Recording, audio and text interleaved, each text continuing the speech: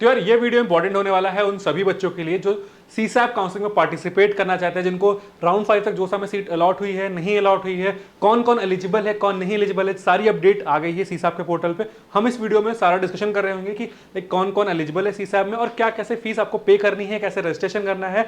Schedule के ऊपर हमने एक डिटेल डिस्कशन करा हुआ है, किस रैंक तक आपको एनआईटी ट्रिपल आईटी जीएफटीआईज मिल जाएगी, उसका भी हमने एक डिटेल डिस्क्रिप्शन करा हुआ है। यहाँ पे मैं तुम्हें बता दूंगा कि कैसे तुम्हें 10 लाख रैंक तक भी जीएफटीआई जो होती है वो मिल जाती है अगर तुम्हें जीएफटीआई या फिर एनआईटी का टैग चाहिए हो। तो स्टार्ट करते हैं वीडियो को। तो देखो यहाँ पे तुम्हारे कितने टाइप के कैंडिडेट दिखाए गए हैं, और अराउंड 9 टाइप के कैंडिडेट्स दिखाए गए हैं जो एलिजिबल होने वाले हैं सीसैप काउंसलिंग में। पहले टाइप के वो कैंडिडेट है candidate who did not register in जोसा 2024 but are eligible as per the eligibility criteria. मतलब अगर तुमने जोसा में रजिस्ट्रेशन नहीं किया हुआ था, किसी भी रीजन की वजह से तुमने जोसा में पार्टिसिपेट नहीं किया हुआ था, और तुम्हारा जो भी एलिजिबिलिटी लाइक 75% के ऊपर है 12th में, या फिर तुम टॉप 20 परसेंटाइल में आ रहे हो अदर बोर्ड से, उस केस में तुम एलिजिबल हो सीसैप राउंड में पार्टिसिपेट करने के लिए। सेकंड टाइप के कैंडिडेट्स होने वाले candidates who have participated in JoSAA but have not been allotted any seat. अगर तुमने जोसा काउंसलिंग में पार्टिसिपेट किया था और तुम्हें राउंड 5 तक कोई भी सीट अलॉट नहीं हुई है, उस केस में तुम सीसैप काउंसलिंग के लिए लाइक एलिजिबल हो। Candidates who have participated in JOSA 2024 and have been allotted seat but cancelled due to non-payment of SAF। Suppose तुम्हें कोई सीट अलॉट हुई थी जोसा काउंसलिंग में और तुमने SAF नहीं पे किया था, लाइक जो तुम्हारी सीट एक्सेप्टेंस फी होती है वो तुमने नहीं पे किया था किसी भी रीजन की वजह से, तो तुम सीसैप काउंसलिंग में एलिजिबल हो। टाइप 4 कैंडिडेट्स वो हैं candidates who have exercise the exit option during the जोसा 2024। अगर तुमने एग्जिट ऑप्शन ले लिया था कि तुम्हें काउंसलिंग में बैठना ही नहीं है किसी भी राउंड के बाद, उस केस में भी तुम सीसैप काउंसलिंग में एलिजिबल हो।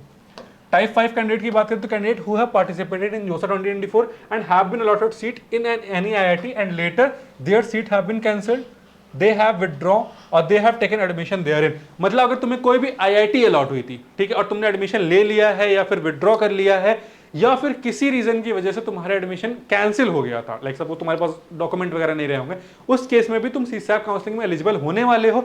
बट यहां पे तुम्हें एनआईटी ट्रिपल आईटी और जीएफटीआई के ही ऑप्शंस देखने को मिल रहे होंगे, ठीक है। टाइप 6 के वो कैंडिडेट्स है candidates who have participated in जोसा 2024 and have been allotted seats in NIT plus system and have already secured admission at the allotted institute. अगर तुम्हें कोई भी एनआईटी, कोई भी जीएफटीआई या कोई भी ट्रिपल आईटी अलॉट हुई थी, जोसा के राउंड जो 5 राउंड होते हैं उसमें किसी भी राउंड में अगर तुम्हें एनआईटी ट्रिपल आईटी या जीएफटीआई अलॉट हुई थी और तुमने एडमिशन ले लिया था, अपना एसएएफ पीएएफ सब पे कर दिया था, उसके बाद भी तुम अगर सीसैप में पार्टिसिपेट करना चाहते हो तो तुम पार्टिसिपेट कर सकते हो, ठीक है। कैंडिडेट 7 वो कैंडिडेट होने वाले हैं हु हैव पार्टिसिपेटेड इन जोसा 2024 एंड हैव बीन अलॉटेड, ठीक है, and then withdrawn from the allotted seat. Suppose तुम्हें राउंड 5 तक कोई भी सीट अलॉट हो गई थी जोसा काउंसलिंग में और फिर तुमने वहां से विथड्रॉ कर लिया था, लाइक सपोज तुम्हें राउंड 4 में, राउंड 3 में, किसी भी राउंड में एक सीट अलॉट हो गई थी, बट तुमने बोला कि नहीं मुझे ये नहीं चाहिए, मैं विथड्रॉ कर लेता हूं, मुझे जोसा काउंसलिंग में आगे फर्दर पार्टिसिपेट ही नहीं करना, या फिर राउंड 5 में तुमने लाइक विथड्रॉ कर लिया हो तो मैं आगे राउंड में पार्टिसिपेट ही नहीं करना हो, उस केस में तुम सीसैप काउंसलिंग के लिए एलिजिबल होने वाले हो। आखिरी लोग वो हैं candidates who have participated in जोसा 2024 have been allotted seat and have paid SAF and successfully completed document verification but their seats have not been cancelled due to non payment of SAF, ठीक है। मतलब suppose तुमने SAF पे कर दिया था, ठीक है, तुम्हें सीट अलॉट हो गई थी, तुमने SAF पे कर दिया था, बट तुमने पार्शियल एडमिशन फीस नहीं पे की, इसकी वजह से तुम्हारा एडमिशन कैंसिल हो गया, तो उस केस में भी तुम एलिजिबल हो सीसैप काउंसलिंग में पार्टिसिपेट करने के लिए। अब आगे हम बात कर रहे होंगे, देखो किस रैंक तक के बच्चे लाइक सीसैप काउंसलिंग में इनको पार्टिसिपेट करना चाहिए अगर तुम्हारा सिर्फ एनआईटी ट्रिपल आईटी जीएफटीआई का टैग चाहिए। तो यार देखो, जैसे मैंने बोला 10 लाख रैंक तक भी तुम्हें कोई ना कोई जीएफटीआई मिल जाएगा, ठीक है, डिपेंडिंग अपॉन योर कैटेगरी तुम्हें जीएफटीआई मिल जाएगा। एनआईटीज की बात करूँ तो 4 से 5 लाख रैंक पे भी तुम्हें एनआईटीज मिल जाएंगे डिपेंडिंग अपॉन योर कैटेगरी, ठीक है, और तुम्हारा होम स्टेट क्या है। जनरल की बात करूँ तो 1-1.5 लाख तक रैंक पे भी तुम्हें एनआईटी मिल रहा होगा, ठीक है। बट देखो यार, यहाँ पे एक दो चीज होने वाला है, एक तो तुम्हारे लाइक होम स्टेट क्या होने वाला है उस पर डिपेंड करेगा, दूसरा चीज डिपेंड करेगा कि लाइक तुम्हें ब्रांचेस कौन कौन सी चाहिए। अगर तुम्हें food processing, physics, chemistry, electrical जैसी ब्रांचेस चाहिए, इलेक्ट्रिकल नहीं मतलब फूड प्रोसेसिंग, इंजीनियरिंग, माइनिंग जैसी ब्रांचेस चाहिए, मेटलर्जी जैसी ब्रांचेस चाहिए, तो 1-1.5 लाख रैंक पे तुम्हें एनआईटीज मिल जाएंगे, ठीक है। अभी मैं तुम्हें दिखा भी रहा हूँ कैसे तुम्हें 1-1.5 लाख रैंक पे एनआईटीज मिल रहे होंगे, ठीक है। एनआईटीज ट्रिपल आईटीज मिल जाएंगे अगर तुम जनरल कैटेगरी से हो, ठीक है। ओबीसी से हो तो 170 तक, SC ST हो तो 2 से 3 लाख 4 लाख रैंक पे भी तुम्हें एनआईटीज मिल जाएंगे। एनआईटीज या ट्रिपल आईटीज की मैं बात करूं तो तुम्हें मिल रहा होगा, ठीक है। अब बात क्या होने वाली है यहाँ पे, जो भी तुम्हें एनआईटीज मिल रहे होंगे, जीएफटीआईज मिल रहे होंगे, देखो जीएफटीआई में मैं बात करूं तुम्हें यहाँ पे संत लोंगेवाला मिल जाएगा, ठीक है, गुरु घासीदास मिल जाएगा, जीकेवी हरिद्वार मिल जाएगा, ठीक है। ये सारे जो एनआईटीज हैं तुम्हारे, सारे जो जीएफटीआईज है तुम्हारी, ये तुम्हें 6 लाख 7 लाख रैंक पे भी मिल जाएंगे, यहाँ पे मैकेनिकल सिविल जैसे ब्रांचेस मिल जाएगी, CS तुम्हें 3 लाख 4 लाख रैंक पे भी CS देखने को मिल जाएगी। बट ये वर्थ इट है नहीं वर्थ इट है, ये सारी चीज़ें जाननी है तो डिस्क्रिप्शन में प्रोफाइलिसिस फॉर्म है, वो फिल कर सकते हो, वहाँ पे जाके अपने क्वेश्चन पुट अप कर सकते हो कि ये सारे जो तुम्हें ऑप्शंस मिल रहे हैं ये वर्थ इट है तुम्हारे लिए या फिर नहीं वर्थ इट होने वाले। अब बात करते हैं अगर तुम्हें जानना है कि तुम्हारी रैंक पे तुम्हें CSAP राउंड में क्या अलॉट हो सकता है, उस केस में तुम्हें क्या करना है, studentkhabri.com पे जाना है, ठीक है। studentkhabri.com पे तुम जाओगे, ठीक, यहाँ पे तुम्हें एक ऐसा लिख जो फर्स्ट जो भी ये होने वाला है होम स्क्रीन आने जाने वाली है तुम्हारे लिए, ठीक है। अब यहाँ पे तुम्हारे लिए प्रिडिक्टर्स में जाना है, यहाँ पे तुम्हारे लिए एक CSAP का प्रिडिक्टर है, ठीक है। CSAP के प्रिडिक्टर पे तुम जाओगे, गो टू प्रिडिक्टर तुमने करा, ठीक है। थोड़ा सा नेटवर्क इशू है, तुमने CSAP का प्रिडिक्टर ओपन करा, एक हम रिफ्रेश कर लेते हैं, हाँ, गो टू प्रिडिक्टर किया। अब तुम्हें अपनी यहाँ पे रैंक एंटर कर देनी है, सपोज मेरी रैंक है 1.5 लाख या 1,20,000 सपोज, ठीक है। और हम कैटेगरी लेके चलेंगे जनरल, ओपन सेलेक्ट कर लिया, प्रिडिक्ट कर दिया।